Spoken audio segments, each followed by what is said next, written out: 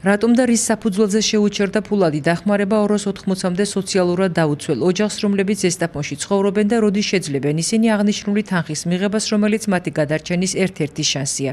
გადაწყვეტილება ფინანსთა სამინისტროს შემოსავლების სამსახურის მიერ მიწოდებული ინფორმაციის საფუძველზეა მიღებული იანვრის თვის ბოლოს, რომლის თანახმადაც გასული წლის განმავლობაში სოციალურად დაუცველი სტატუსის მქონე ოჯახებში 200-იან მეტი ლარის შემოსავალი ფიქსირდება.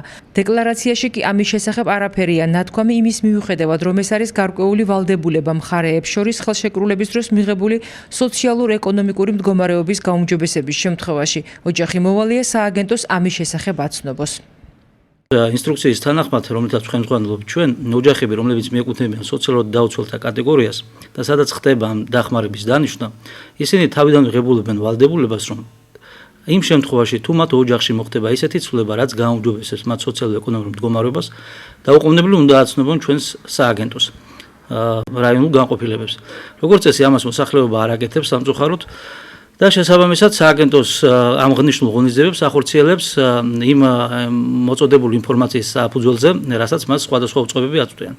ამ შემთხვევაში ეს ინფორმაცია, როგორც აღნიშნე, მოეწოდა ფინანსთა სამინისტროს შემოსავლების სამსახურიდან, რის საფუძველზედაც სააგენტომ ცენტრალურად ამ მოწოდებული ინფორმაციის საფუძველზე დახმარება გაუქმა ამ ოჯახებს.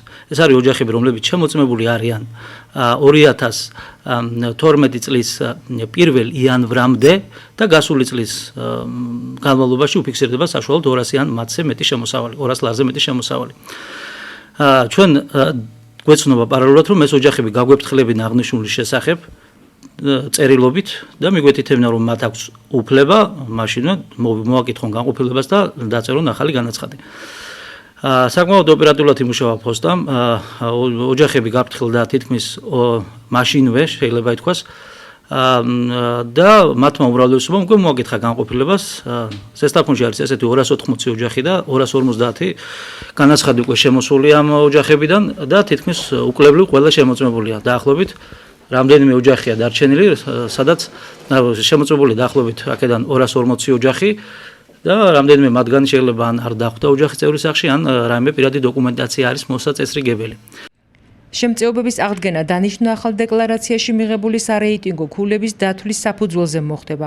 მიღებული ინფორმაციით გადამოწმდებიან აგრეთვე ოჯახები, რომლებთანაც სოციალური აგენტი ბოლო 3 წლის განმავლობაში არ ყოფილა. აღსანიშნავია, რომ სარეიტინგო ქულების შეფასების მხრივ არაფერია შეცვლილი. სახელმწიფოს შემწეობით სარგებლობს ოჯახი, რომელსაც 57,000-იან მასზე ნაკლები სარეიტინგო ქულა აქვს.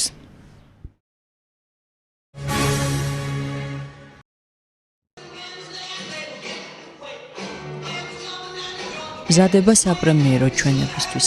თეატრალები ახალ სპექტაკლზე მუშაობენ. თემა მარადიული, თაობა განსხვავებული, რომელთაც ეკითხებიან, სჭირდებათ თუ არა მათ გრიშა, ადამიანი, რომელიც მხოლოდ სიყვარულისთვის იყო გაჩენილი.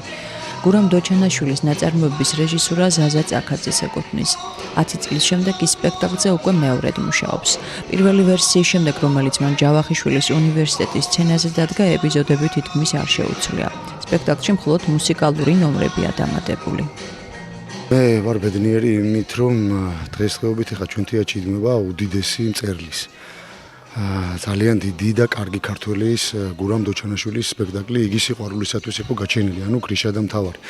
და ეს მახარებს ყველაზე მეტად, რომ ადამიანი დღესდღეობით ჩვენთან არის, არსებობს და ცოცხალია და უდიდესი ადამიანი და მე ვფიქრობ, რომ აქ ჩვენთან პრემიერაზე ჩვენთან ერთად იქნება და ნახავს ამ პიესას საზა წაქაძის მიერ განხორციელებულ სპექტაკლს. თვითონ წერალს აქ ნათქვამი, რომ იგი სიყვარულისათვის იყო გაჩენილი. ანუ გრიშა და მთავარი, აქ ნათქვამია ყველაფერი. არის სიყვარულზე, არის ადამიანზე, რას ნიშნავს ადამიანი ადამიანისთვის და რას ნიშნავს ეს მარტო ნაწარმოებით არ არის, აქ თითოეული ჩვენი საქციელით არის ამ სპექტაკლზე მუშაობის დროს გამოიხატება ვარ ჩემ მეგობრებთან ერთად, ჩემ პარტნიორებთან ერთად. სპექტაკლში მსახიობებთან ერთად მოცეკვავებიც არიან ჩართულები. ზოგიერთ მათგან მსახიობებთან ერთად მუშაობის გამოცდილება უკვე აქვს, ზოგისთვის კი ეს პირველი სპექტაკლია.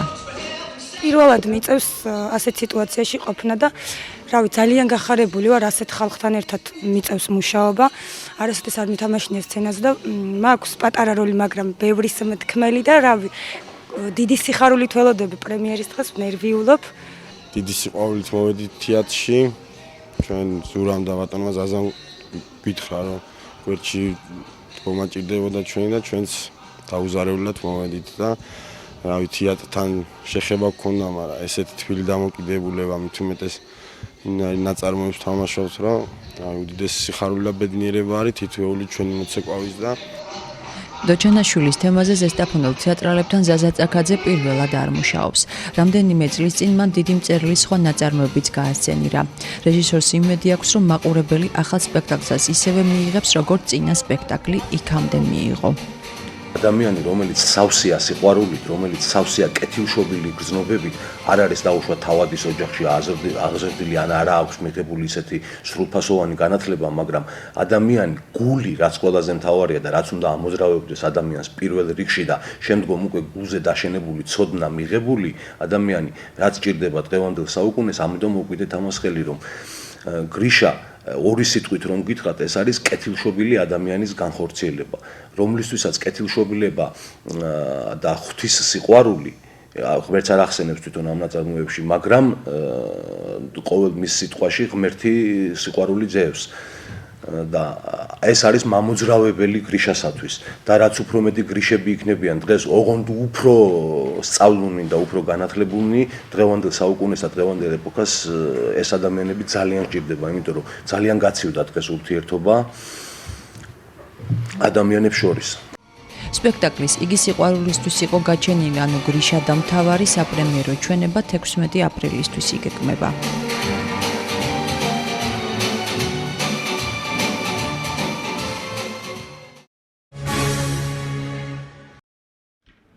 უგოლუფრეთი დაასრულეს ეროვნული ჩემპიონატის 26-ე ტურის მატჩი ზესტაფონელებმა ბაიასთან გამართული შეხვედრის შემდეგ. ზესტაფონის ზუგდიდში საკადრო პრობლემებით ჩავიდა. ბაიასთან მატჩში გუნდს თორნიკი აფციაური, როინ კვასხვაძე, ალექს ბენაშვილი, ბოტი დემელი, გიორგი კაჭკაჭიშვილი, რატი წინამძღვრიშვილი და დავით რაჟამაშვილი აკლდნენ.